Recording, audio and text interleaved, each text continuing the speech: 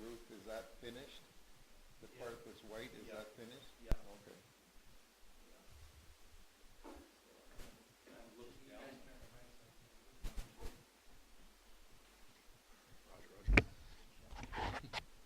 Microphone check, 1, 2. The insulation is also white, Start but rapping. they don't leave the insulation exposed, so they'll put like a layer of insulation, then they'll put the tin on and layer. Can you hear us? insulation. Yeah. So it looks like about a 10. Okay, call the meeting to order. I want to acknowledge that the Similkameen Valley in which we learn, work, and organize is the ancestor of traditional and unceded territory of the Similkameen people and home of the Similkameen Indian man. Going to make a slight modification of the agenda. 6.1 and 6.2 are just going to change positions. And with that, can I get an adoption of the agenda? Make that motion, Mr. Mayor. Thank you. Councillor Gould, seconder. Second on this, Mayor. Councillor Willis, all in favor? Carried, thank you. We're gonna go down to staff reports, and we're gonna start with what was 6.2, draft gifts policy discussion. Carrie, do you wanna? It came to light that when we received the donation for the Rotary Club, that we didn't have a policy in place for receiving gifts or donations, and a process of what it is that we should be following. So I looked at some other municipalities and found this policy, and it seemed to fit for our organization. I then forwarded it to our lawyers for their opinion, and they okayed it, and then forwarded it on to the CAO and the Director of Finance, and they both were okay and didn't really have any comments. So we're presenting it to council for your review, find out if you have any questions, concerns, or comments, and if not, then we'll take it to the next regular meeting of council for adoption. Anybody? No comment. Nobody? It's pretty comprehensive.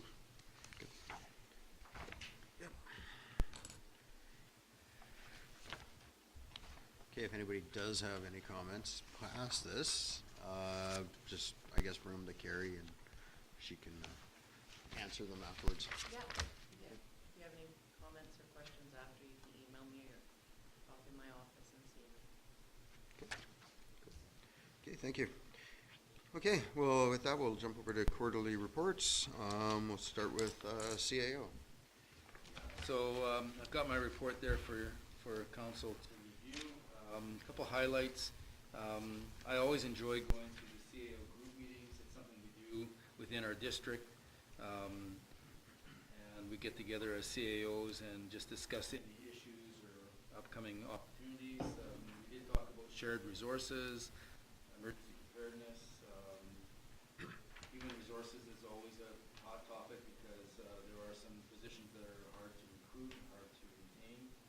We also talked about BC Transit and our desire to transition from a town of Princeton run Route 50, managed Route 50 to a regional managed Route 50.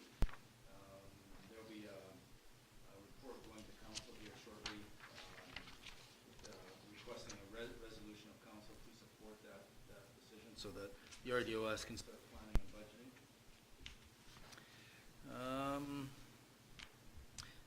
Just highlight the town shop RFP. It completed. It closed on July 5th. We did receive 5 very competitive tenders. As we sit right now, it's in the hands of our architect, just going through all the submissions, make sure they're complete and comparable, and then we'll be bringing forward a report to council to award the tender for the town shop.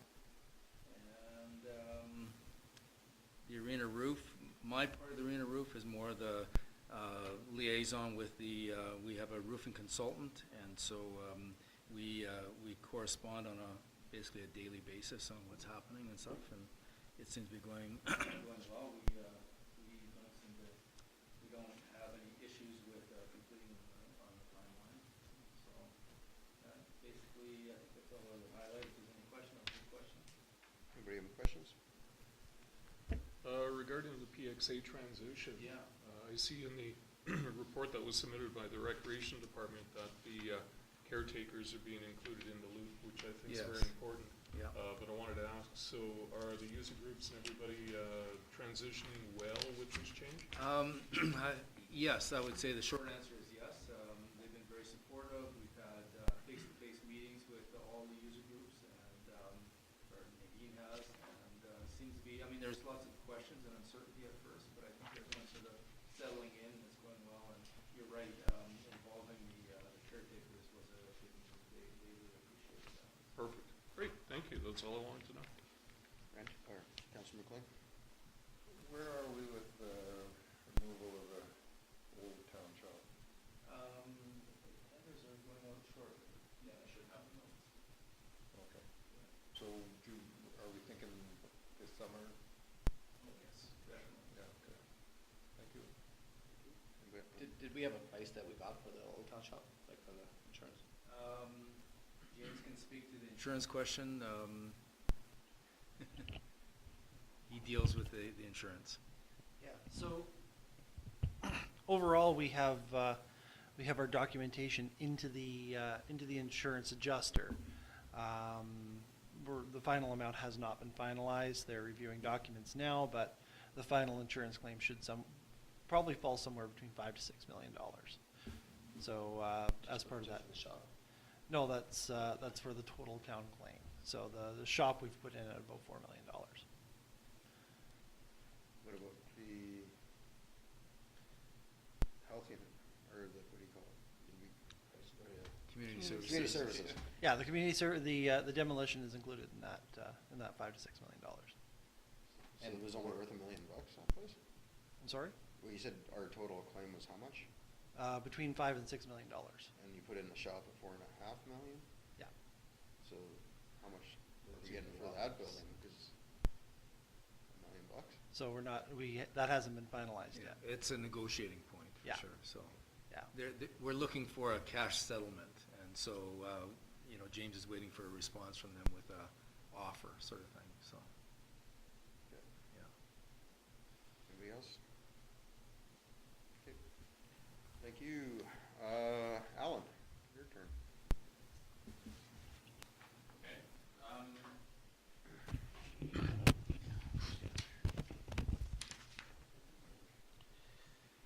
So for the summary of building permit activity, when I wrote the report, we're halfway through the season, and we have 38 new building permit applications.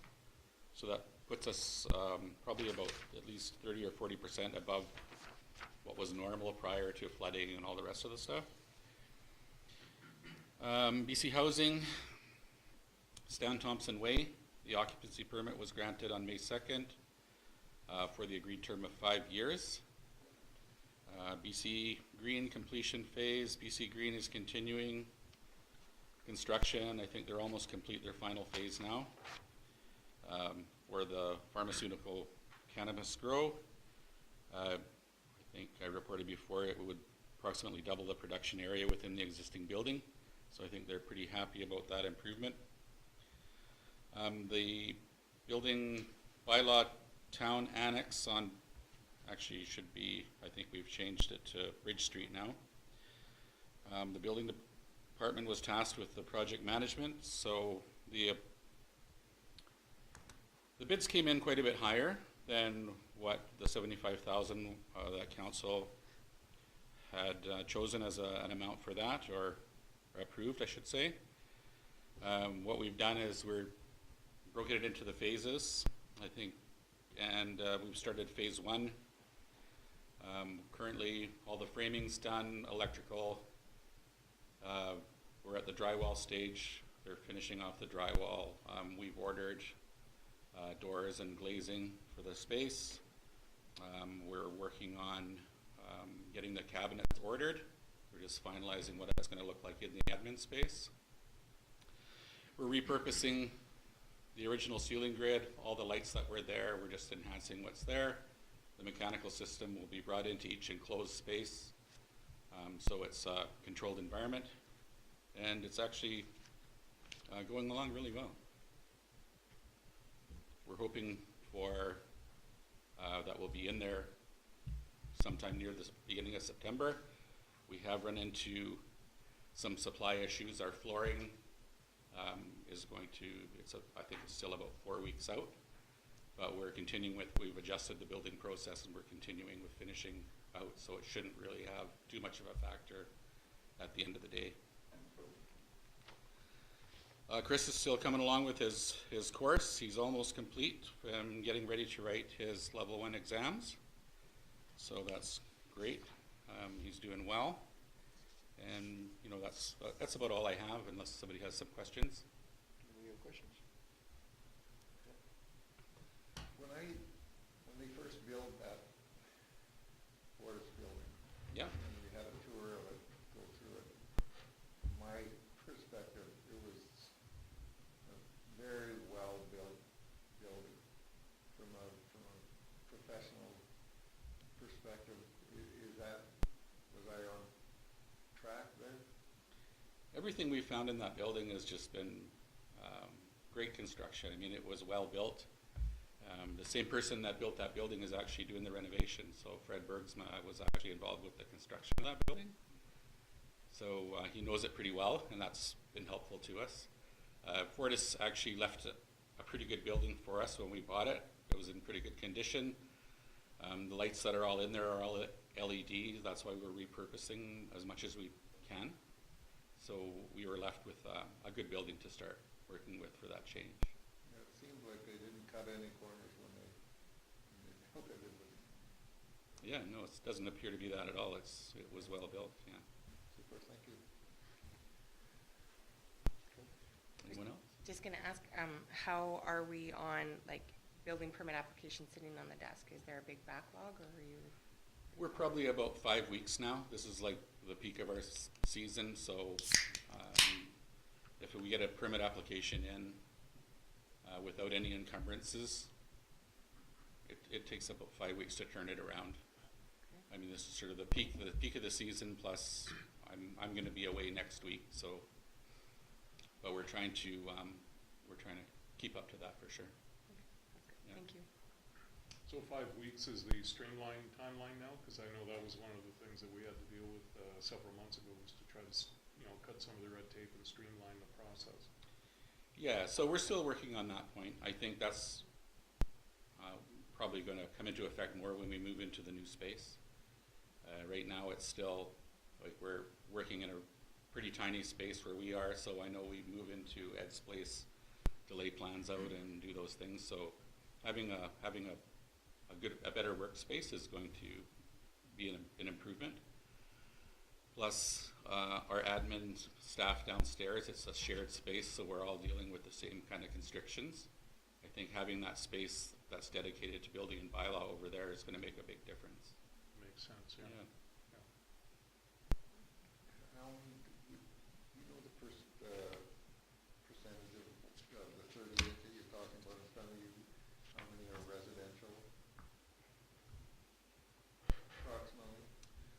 Well, I would say they're probably about 80% residential, and I know that on the slate coming up now, we have the big project that's the big apartment building that's coming. That's coming along, so that'll be a big project. But it's, there again, it's commercial on the bottom, but primarily residential. So I think that's going to make a big difference for availability of places when that project is built. Great. Do we have a start date for that, Mal? I think they've completed the development process, or not quite. We still have the development permit to the council, so they're. Oh, I see, okay. Bringing that to us, so that we can bring that to council for approval, or, Waiting on one thing from the province still? no, I think they. Did they get it? Yeah, I Okay. think they've got their permits and everything, Signs up for pre-sales. Yeah. yeah, so. So once the development process is complete, then we'll see the building plans come in for construction, or for review, right? They had to change their footprint a little bit because of provincial red tape. Leave it at that. So once those come in, then it's 5 weeks for the permits, or Yeah, most likely, that'll probably be right around that time. Yeah. Anything else? Okay, thank you, Alan. Yeah, no problem. Jared?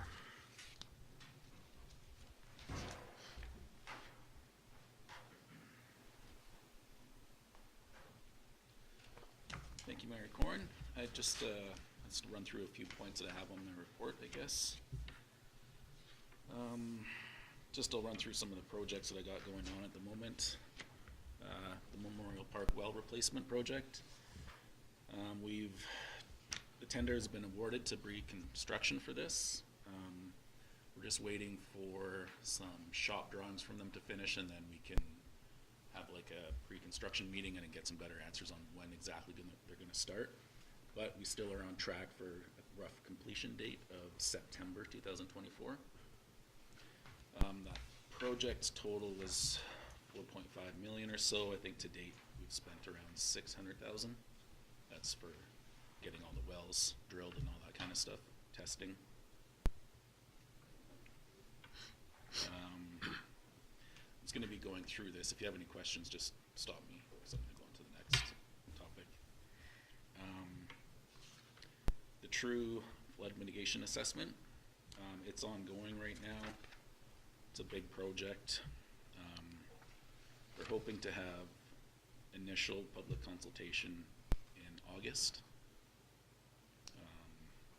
Just this morning, I received the final flood analysis report, and then I also received the draft mapping report. So once we go over that, I can share that with council and everything like that. The next step would be for them to come through with the mitigation plan. Then we go over that, and then after that, once if it's accepted, there'd be more consultation after that.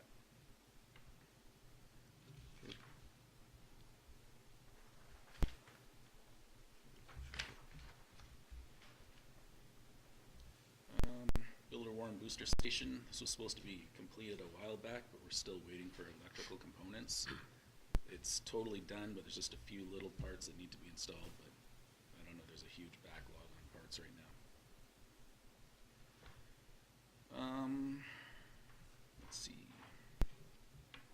We've applied for funding for the Riverside Billiter Avenue River Siphon replacement. I think we applied for roughly $2 million. It's looking pretty hopeful right now that we may receive that. I'm sorry. Just keep going. Mayor Coyne, due to some of the announcements online, can I speak to that? I don't know. There's an announcement online, but we're on a gag order, so I don't know what I can say. So. Okay. It's been announced 3 times online. It's the confusion. Fenchurch Lift Station, we're still going to be going forward for some upgrades for that, just to make it more resilient for flooding. Right now, it's just a little bit more work to do on the design, and then we can.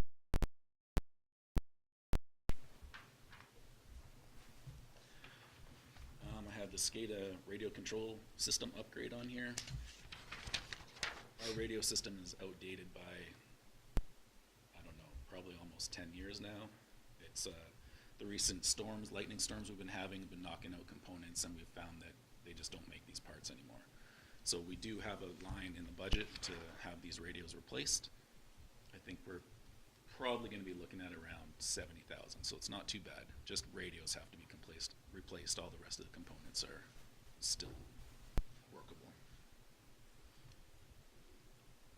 The CCTV assessment that I had done, we're just, it was complete, but we're just waiting for True to compile all the results, give us a video and a plan to move forward with what needs to be fixed and condition of the sewer system. The Industrial Park Phase 5 cul-de-sac is pretty much complete. Fortis Gas just has to put gas in, and that's scheduled for August 21st. They're going to put it in the ditch, so the paving that's existing will not be dug up or anything like that. So,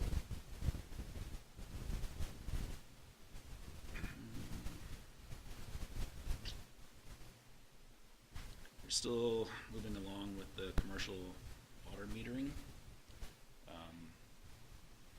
Most people are compliant now. I think we have about 19 businesses that have not reached out, so we will be sending letters out soon, but that's pretty good.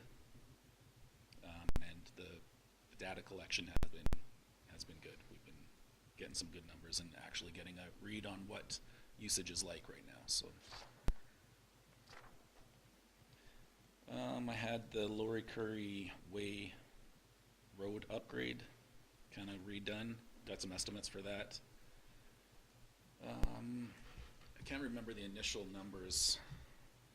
I think back in 2018 it was around 600,000 to complete. I had a recent estimate done and it was just over $1 million. I was able to kind of just reach out to some different contractors to see if we can get this price narrowed down, and it looks like we can get it done for about $740,000. I've completed our water system annual report. That was due June 15th, I believe. That's been submitted to Interior Health. I just have to write up a report to council and have that accepted so we can put it online. The Public Works sewer extension is now complete. I think the paving is now done as well, so now that the new Public Works yard can be totally serviced with water and sewer, and the potential site for the fire hall is also serviced with that.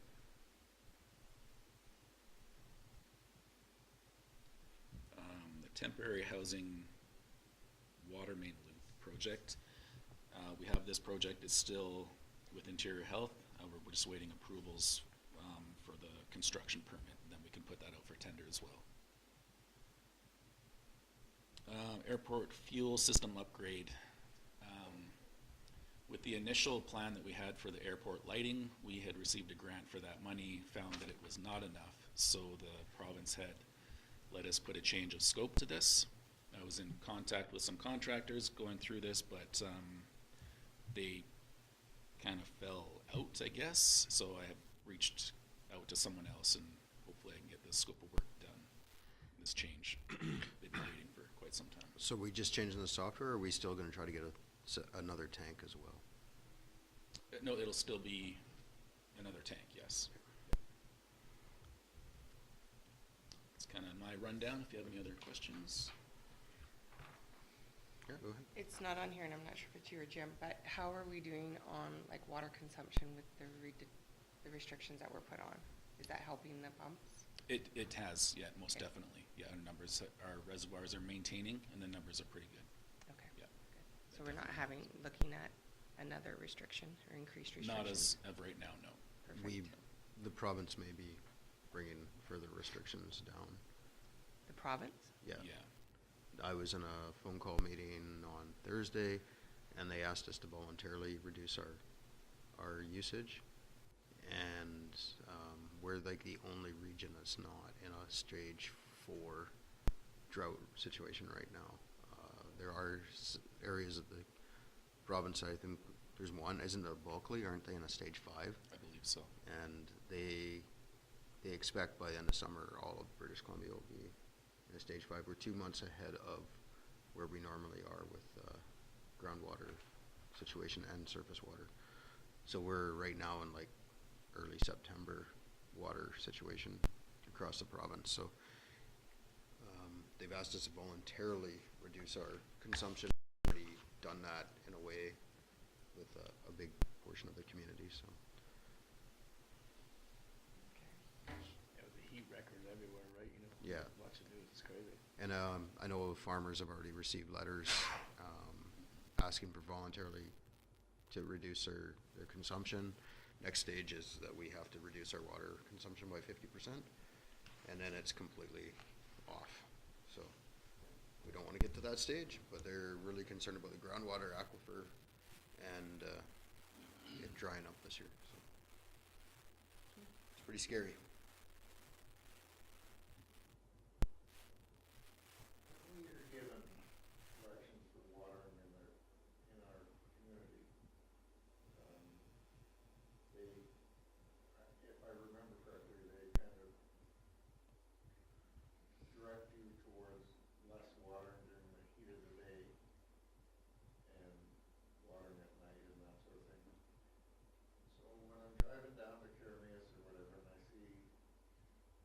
sprinklers on. sprinklers on. I wonder at some point in time whether they'd ever try and, That's why when farms get, or ranches, when our licenses get told to cut, it's to cut all daytime, essentially. We, like our place, we don't water during the day unless we forget the sprinklers on, but we water at night because in the daytime it just evaporates or blows off mostly. I thought. That's just what we found. So they do actually have a, Oh yeah, they can shut us right off. yeah. So all our wells are registered, so all registered wells are under the same rules, so. Jared brought it up, but do we have a number that's in temporary housing right now? The No. number, Sorry, sorry, number of people in the. I think Sorry, they're you full. just brought it. I didn't. What? I think they're full. Full. Yeah.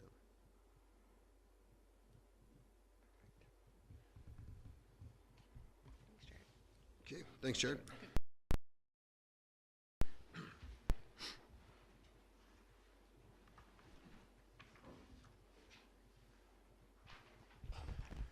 Good morning, everyone. So, Public Works update. So the 2023 paving program is nearing completion. We've done all the major scope of works thus far. We still have a number of areas, small areas to remediate. We're working with Peters Brothers right now. Their crews are stretched somewhat thin right now, so we're having to start major programs, kind of let off, kind of prioritize the sort of the upfront push. But they will be back towards the end of this month to clean up the last of the smalls. So we did everything that was on our major list plus some. Our maintenance, road maintenance budget will be extended or essentially maxed right out this year. Long line painting, road marking painting crew came through on July the 12th. They've since completed all the long line work. What they refer to as the small hand crew will be through at the end of this month to complete the remainder of the line marking. We'll be looking at our crosswalks, parking stalls, all that kind of thing.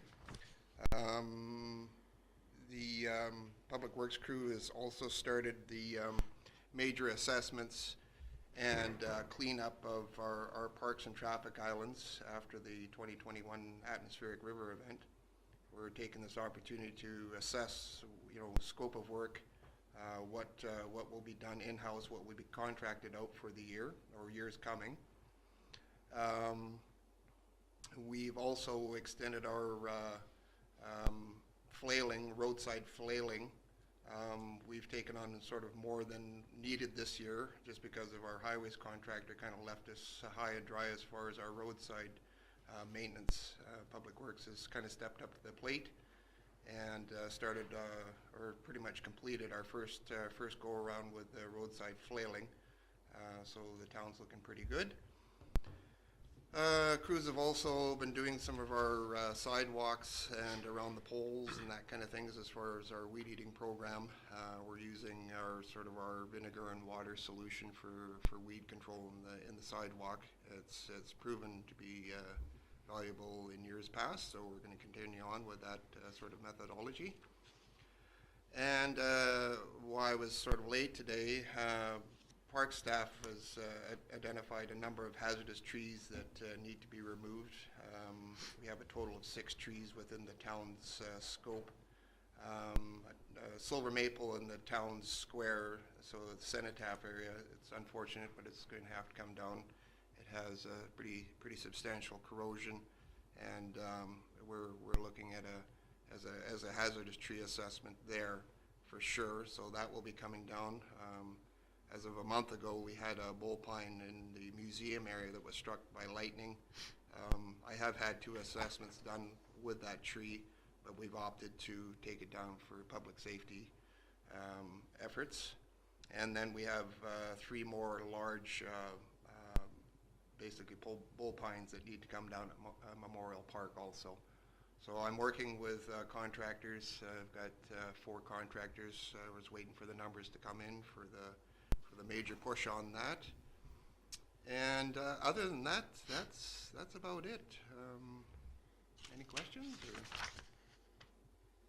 Paving looks great, and a lot of, looks like some businesses have jumped in and doing their own stuff too, eh? No, absolutely. We've had some cooperation with some of the major stakeholders in the town, and they're helping out. We're hoping to get up onto the Princeton Summerland Road and get sort of the major industry on that frontage to kind of participate also. But I've had some light talks with some of the landowners there, and it's again, it's just a matter of getting the equipment and the staffing to do it. But yeah, we're starting to make a pretty good upfront push there. So. Excellent. Anybody? Well, there's just, sorry, go ahead. There's just more on the back page of that I was hoping to kind of talk on. You had about the cemetery irrigation. Is Yes, that, so cemetery irrigation, we have reached out to a number of contractors for improved water consumption, sprinkling in the area. Unfortunately, a lot of by reaching out to contractors, the numbers are pretty substantial. It's not something that we're ready to go down as far as budget-wise. I've sort of tasked our parks crews to come up with a solution and sort of lessen our water consumption there. There is definitely some new technology out there as far as our sprinklers and that kind of things. Right now we're using somewhat old and antiquated technology, so it does put down a lot of water, but we're hoping to sort of cut that in half. We currently have 5 reservoirs in the upper elevations above the cemetery that's providing the majority of the water there right now. Seems to be working well, but we only get maybe a 12-hour cycle before it has to sort of refill again. So It's looking fairly good. I was up there yesterday. yeah, it's come a long way for sure. The other thing too, I have reached out for a grant for the cemetery to do paving around the sort of get rid of that old dirt road kind of thing. So we've approached our grant match for a mobility grant that might assist us in paving up in there, and I think it's going to add to the beautification of the cemetery. It's funny because I was thinking that as I was leaving, we should pave this. Yeah. So right now it's about 800 meters of pavement, and we're looking at around $30,000 to pave up there. So hopefully the folks at Grand Match will come back with something for us, and maybe aid us in moving forward with. What would it cost to pave from Copper Mountain Road up to the cemetery? Because that's pretty. There's some good spots, but there's some pretty bad spots. Yeah, no, absolutely. So we have included that in the total scope of work. So that's pretty reasonable. yeah. So basically, the lower section will be an overlay, and then all up through the cemetery will be all new pavement. So 2-inch. yeah. So once it gets done, hopefully it'll definitely beautify the area quite well. The other thing we're looking at too, as we're looking at a reflection area up there too. So hopefully they can help out with that. So one of the things that I saw when I was up on our road trip was one of the cemeteries we drove by had wayfinding signs on it. Yes. If we could maybe look into that as well. They were like on street sign type height, Right. and then they said like the section that you're in. So when you're looking for where you are, there was A, B, C, whatever. I see. It was, Yeah, that would it was definitely be pretty something to add. tasteful, right? I'll definitely include that in our sort of our work plan. There'd probably be a grant for wayfinding signs. They love wayfinding grants. It does look good up there, and please pass that on to the I certainly will. Thank you for guys, that. 'cause- Thank you. Anybody else? Yeah. Oh, I'm sorry. One day, say that. I'm curious, well, has the acquisition of parts and supplies improved at all? Or is there still a long waiting list in terms of when something breaks down and we have to order it, that it takes as long as it has lately? Has there been any improvement in that or no? Well, Councillor McLean, we're still seeing some challenges. It's gotten a lot better. I must say, our fertilizers, our materials The equipment side of things, we're still seeing considerable delays. I mean, I've ordered some replacement vehicles for the Public Works Department, and they pushed it back to 2025. I recently talked to them, and they've just basically thrown their hands in the air and said, you know, I have no answers for you. But fortunately for some of the equipment, replacement, some of the smaller agricultural stuff, it seems to be a huge improvement there. As far as our sprinklers and, you know, general materials, we're still seeing a relatively high shortage of stuff. So. Jim, are you working on, who's supervising while Gary's away on that sidewalk project? Are you kind of? So I'm sort of overseeing what's kind of going on there, keeping the crews moving along. I know that Gary has been, even though he's away, he has been touching base with the contractor and, you know, getting, you know, relatively recent updates. Yeah, I just checked on the crews this morning, and they seem to be steaming along there pretty good. So Yeah, they seem to be double timing it compared to last week. So. yeah, well, we basically had a pep talk with them, and said, you know, we're grossly behind on this project, and you know, they only had 1 or 2 staff out there. Now we're seeing, you know, 4 and 5 out there now. So we have given them timelines for completion. We'd like to get that visitor center to open up as quick as we possibly can.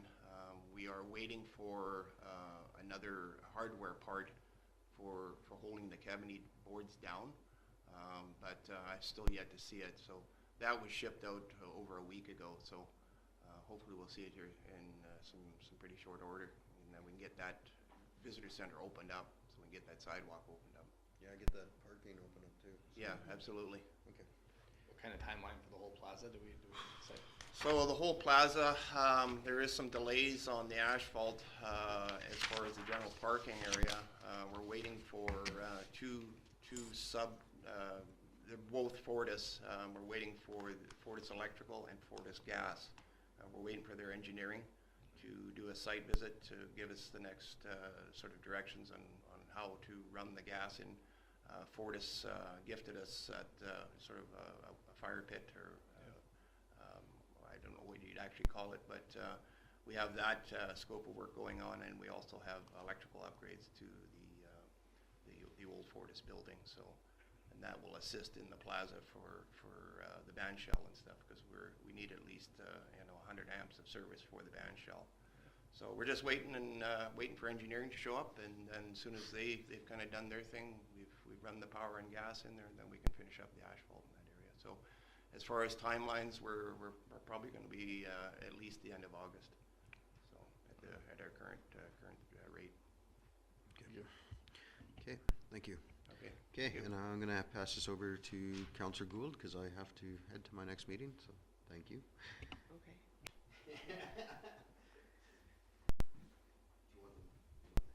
No, don't need a hand. So then the next report is from Gary, and he's not here. Drive so- safe. Yeah, unfortunately, Gary is not here, but he did submit his report. Gary's out of the province, but he does check his emails, and he is working remotely as well. He's listed his projects, and we can just throw it open for an open discussion if you like. Anybody have any questions?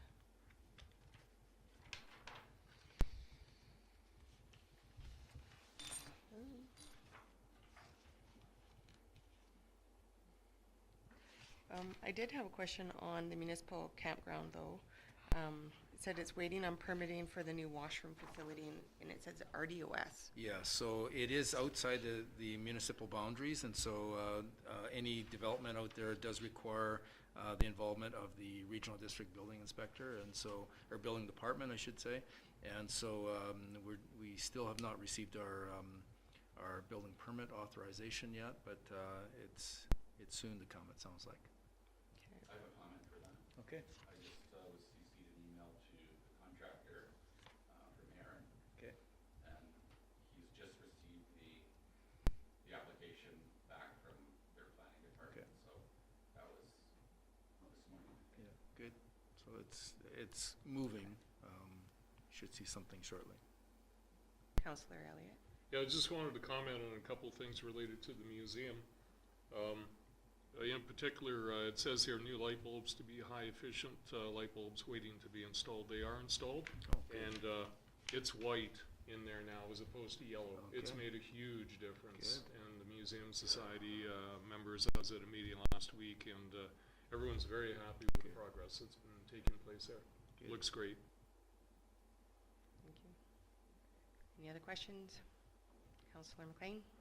Going back activities, I had to look on my map to see where the streets were, but I'm wondering about Billiter and Warren, you know, where we had to, I guess we had to do a water line or something.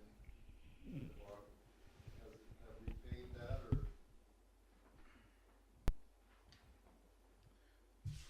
Thank you. No, it has not been paved as of yet, but that I think goes hand in hand with once the electrical components come in, they'll finish the inside and then I believe they'll move on to the outside.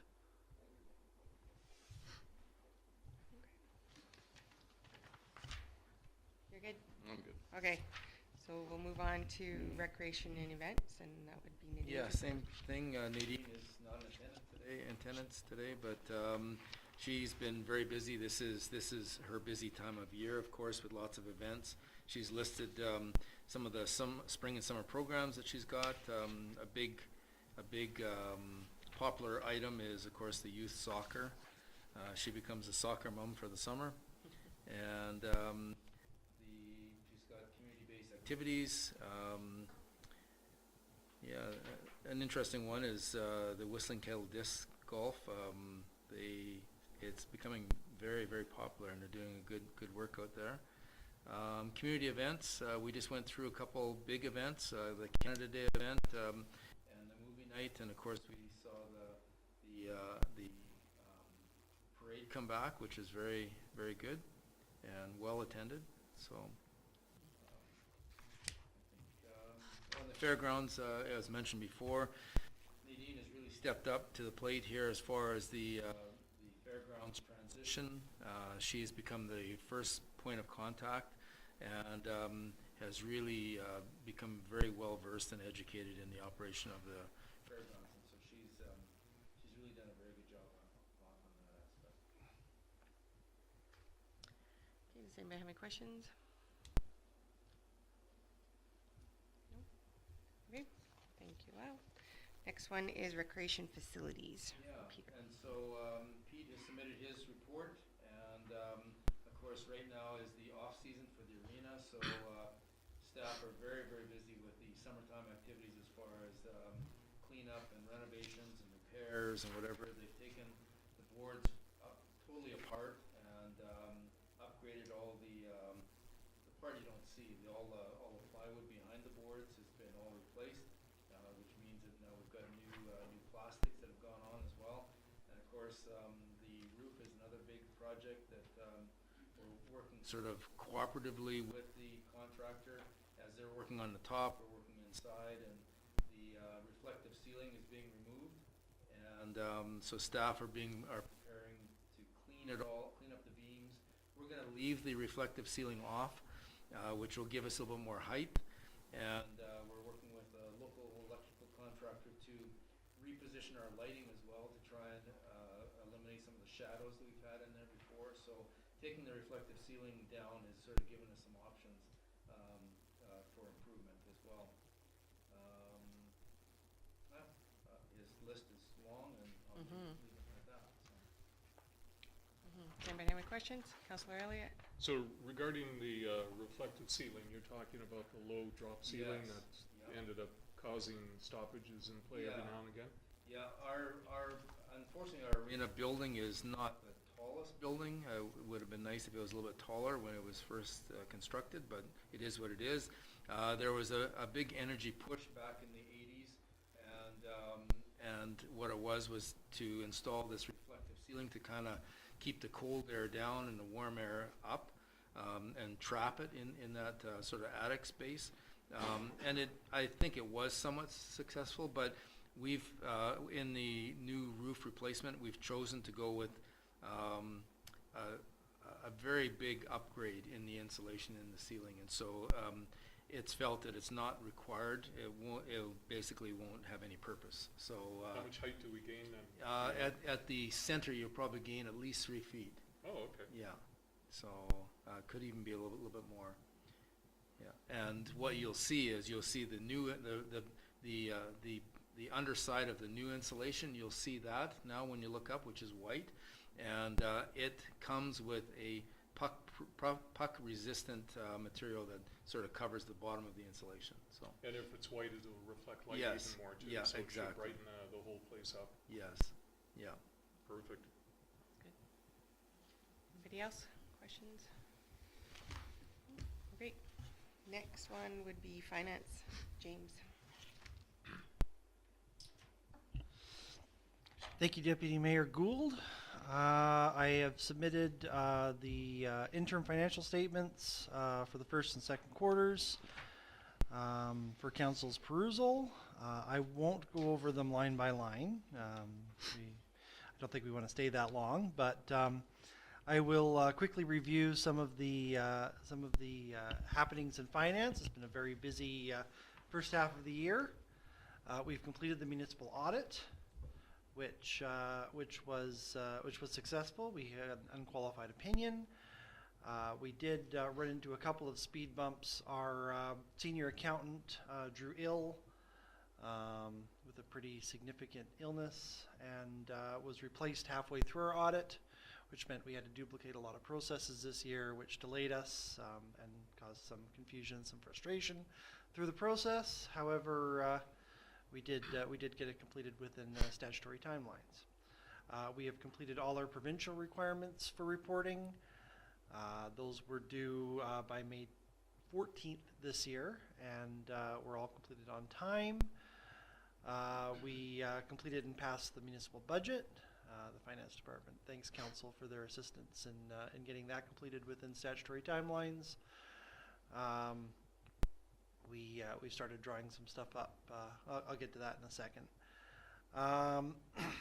We also completed.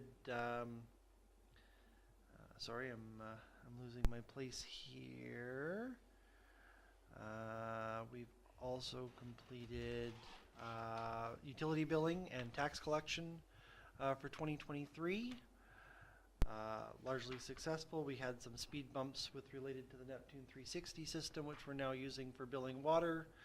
Just a couple of transitional issues. They were quite minor, and we've largely completed our changeover. So very, very busy first half of the year. The second half of the year becomes more planning for future fiscal years. We've already started cracking open the operational budget to take a look at how the variances fit in there to make sure we don't have any budgets that are too high or too low before we present a proposed operational budget to council in November. We are in the process of looking at our fees and charges bylaw, just making sure that everything is all encompassing in that, and we will send out an email to staff this week for their solicitation to see if there are any changes that need to be made with how that document is structured. We've put out a request for permissive tax exemptions to the municipality. So any nonprofit group that qualifies can apply to the municipality to eliminate municipal tax collections on their properties. I think we're pretty good with that, but there might be a couple of submissions that I don't know about. After we have our capital budget and everything started, then we'll look at getting strategic planning going for after the UBCM conference in late September, early October. And then starting the whole budget process over again. We have heard some pretty exciting inflation numbers from the Bank of Canada recently. It looks like their interest rate hikes are starting to filter down. So hopefully our inflationary rate nationally can come down so we can reduce some of our expectations of operational increases and capital increases. I'm cautiously optimistic, but we'll largely see how that filters through the economy and whether I can position the budget for next year. Our variance, our operation statements and our position statements are quite strong. The municipality holds approximately $25 million in cash or cash equivalents at this point, which is a substantial increase from when I started 5 years ago. 5 years ago, we were probably looking at 3 to 4, and so the capital plan is working. Our reserves are strong.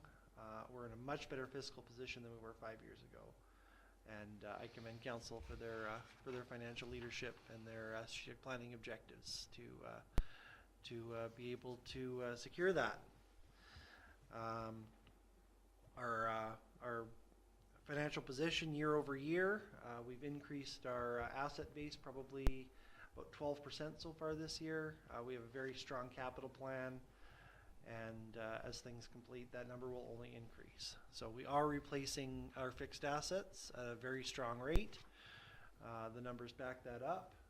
Jared and Jim in Public and Civil Works respectively have been hard at work completing the capital plan to their best of their ability. Obviously, we're a small town. We can only do so much at one time, but we always figured that the flood rebuild and the capital plan as written was a multi-year project. So, from a financial perspective, I'm quite pleased with how everything is turning over on that aspect. So, variances, as I looked over the variances, we're sort of between 45 and 55 to 60%. So well within tolerance for the first half of the year. There's a couple of budgets that are a little higher, a little lower. There always are. So there may have to be some shifting of allocations within the departments to make everything balance. But overall, I'm quite pleased with staff and their fiscal prudence for the first half of the year. I'm happy to take any questions from council, but that's my report. Thank you. Thank you. Any questions? Councilor McLean? Did you have numbers on how, with our new system that we have in terms of tax collection, and how many have come in up to this point? Our tax collection numbers were fairly similar to how they've been in previous years. Our penalty collection this year was about half of what it was last year. We have had, over the last couple of years, a couple of major ratepayers that were substantially late for various reasons that are known to them, not to me. But this year, we seem to have a much better rate of collection than we have in previous years. So I was pleased with that. It's a revenue source for the municipality, but I don't want it to be. So we'd rather just collect the taxes on time and forego that amount of revenue. Was it 2 years ago that we put in the July business? I'd have to look back in my records, but I think we started the July 4th date in 2019, if I'm not mistaken. So I think this is the 4th year. To match up with regional district? It matches up with the regional district, Yeah. yes. And then, question on the homeowner grants, now that it's remote, like it's done online, are you experiencing a decrease in people applying for it? I wouldn't say a decrease. No, it's steadily increased over the term of since 2021, since the homeowner grant was taken over by the province. Our seniors continue to experience difficulty within the community on that program. We've done a lot of communication. We've done our best to try and guide people through it, but ultimately computerizing it does lead difficulty to certain ratepayers. There's always the option of going to Service BC to apply for it. That becomes difficult in June or July because they get exceptionally busy with people coming in to do homeowner grants. There's a phone number provided. The province has gotten better at staffing that line so people can apply for their homeowner grant through the phone. But it still seems to be a difficult task for some. It is online is quite simple. It takes about 30 seconds to go through the process. But for those who are not as computer literate, it does lead to difficulty. Okay. There are quite a few, yes. Any more questions from anyone for James? No? Okay, thank you, James. And then the last one is Planning, Development Services and Corporate Services, Carrie.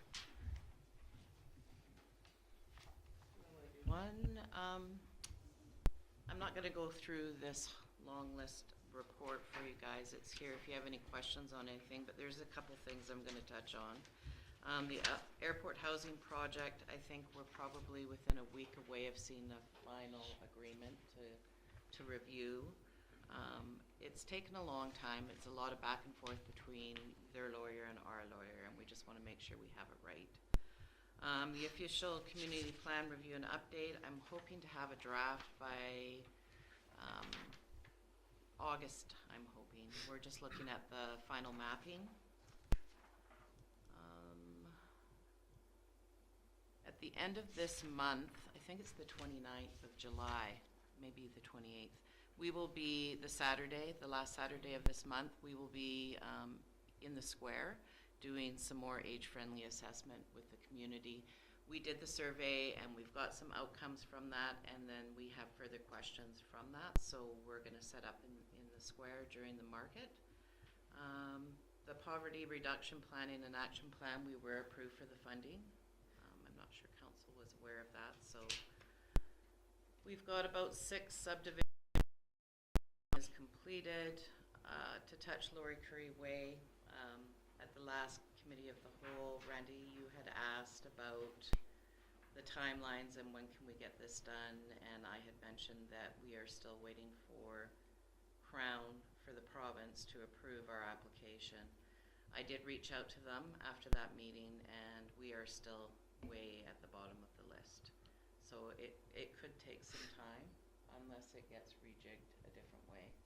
But it looks like a large portion of that I was showing both Lyle and Councillor McLean the mapping, and so that's where that sits right now. Just a couple things with the corporate services. The delegation bylaw I'd like to bring back to council. The code of conduct we're doing regionally with the regional district and other municipalities in the area. Hopefully the CAO group will have the final draft to look at soon, and then it can come back to me and other deputy corporate officers or corporate administrations, and we'll be able to bring that to council. I'm still working on the terms of reference for the accessibility committee. Charitable donations we talked about today. There's 2 new things on there that involve development cost charges, and I haven't really spoken to council about it at all to see if you guys are even interested in it. One of the things is a reduction bylaw for affordable housing. It involves doing a 20-year contract with the developer, and you can set the rate of reduction. So it's based on BC Housing rental. They come up with a rental amount for single-family bachelor, single-family homes, and council can put like a 10% lower than what their rate is. There's lots of different things that we can look at, but it's something that has come up. So I am going to start working on a draft reduction development cost charges bylaw, if hopefully council is interested in looking at something like that. And the other thing is we can do consumer price index increase on our DCCs. We can do it once a year. So say you approved or adopted the bylaw, I don't know, December 31st, we couldn't do another one until December 31st the following year. Most communities are doing it based on the fact that the projects that are in our development cost charges, the price is going to increase to do those projects. So that's another bylaw that I've been looking at a little bit. So that's my update. Anybody's got any questions? I do, Carrie. At the beginning of planning services, it says one-way lane, Bridge Street to Lime, Halford. Yeah. We've been working on this for probably 2 years. It's the one-way lane between the Weebrew and the development on Highway, or Tapton, Highway 5A and Bridge, you know, where the ground's elevated? There's a lane there. I think would be best served if it was a one-way lane. That way traffic coming out isn't trying to make turns off onto Bridge Street with the gateways there and the highway traffic and the intersection being so close. So we've been working with the province on trying to acquire 2 lots and to have a lane go through onto Halliford. We do have the option of opening it up to the highway and just continue it out onto the highway. They have indicated that that's not something they want us to do. So we are currently working with the province to allow us to have the traffic flow go from the properties along Tapton and 5A so that they exit onto the laneway and go out onto Halliford. I think it would be a safer exit than coming out onto Bridge Street. It would be more logical fire lane situation too, feeding it right onto Lime and Halliford. Yeah, okay. So you're working with highways to get the right-of-ways or to purchase the lands? I'm not entertaining purchasing Okay, the property. I'm looking at, we've done a subdivision plan for the lane to run through their 2 pieces of property. okay, So that's where we're at right now. okay. Okay, I that would sounds say good. still negotiating. Still negotiating. And the intent of that would be for like commercial delivery and stuff like that as well for the businesses. Is that lane wide enough for commercial traffic? I believe it is, yes. Okay, because I just see lots of telecommunications overhanging. Well, and there And then is poles. some power lines that would need to be removed because one of the power poles at the end of the lane is actually in our lane. So it would have to It also has a wooden support arm on it as Right. well, so it'll be. relocated, Okay, but we're not there yet, not there yet. no, Okay. unfortunately. Does anybody else have any questions? We're all good. Thank you. I have a Teams meeting I'm late for, I'm gonna have to be. Okay, I think that was That's it. pretty much That's it. it anyways. Should be Thank it, you, yeah. Kyle. Okay, so next item on the agenda is number 7, correspondence received and filed, none. Number 8, correspondence action requested, none. Number 9, new business, none. And agenda adjournment. And recommendation is to adjourn the July 18th committee of the whole meeting. Councillor moved. Elliott, Councillor McLean, all carried, we adjourned. Thank you. Hmm.